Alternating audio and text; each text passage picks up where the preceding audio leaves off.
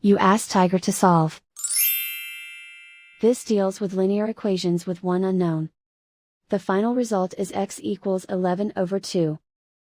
Let's solve it step by step. Group all x terms on the left side of the equation. Subtract 3x from both sides. Group like terms. Simplify the arithmetic. Group like terms. Simplify the arithmetic. Group all constants on the right side of the equation. Subtract 5 from both sides. Simplify the arithmetic.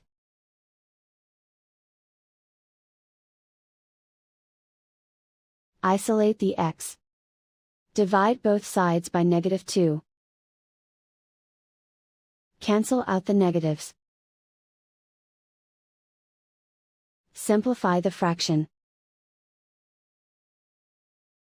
Cancel out the negatives. And so the final result is x equals 11 over 2.